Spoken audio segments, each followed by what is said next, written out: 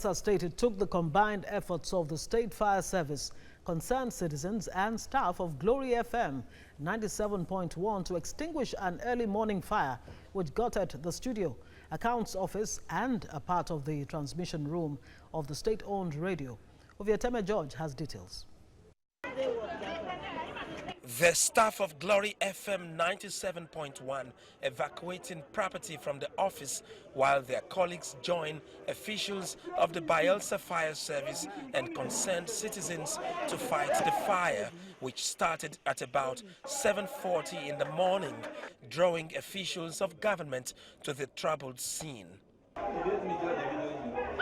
A breakfast show, Rise and Shine, was on the air when the presenter was alerted of a fire outbreak in the premises.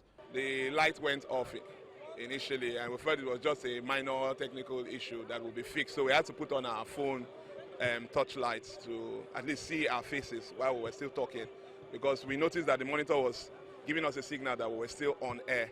So we continued with the program until I started hearing rumblings. I was wondering what was happening.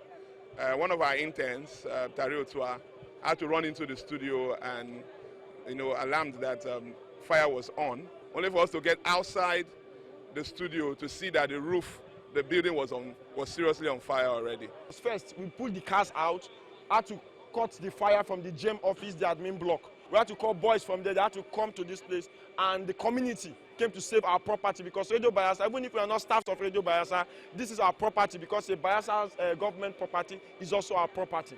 Firefighters trying to put out the dying flame.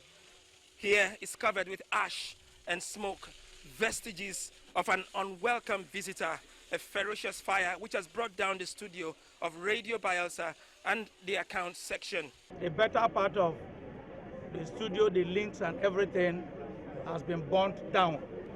I am really happy that no life was lost, because the life of one person could have spelled doom for the John nation. This is the spirit that we encourage in Bayelsa, that we should all, be our brother's keeper. A number of people, young men, turned out here and supported, helped a great deal before the fire service showed up. And that is very commendable. And I also want to commend the staff, the management as well, because they all came out and everybody, doing everything they can to ensure that they put out the fire. However, there's a lot of work to be done, and we'll get to it as quickly as possible. I sympathize with the staff of the establishment. I want to just tell them to be calm and call on the government to take prompt action, at least to provide a makeshift studio for them to commence transmission again, pending when a full rehabilitation will be done for the station.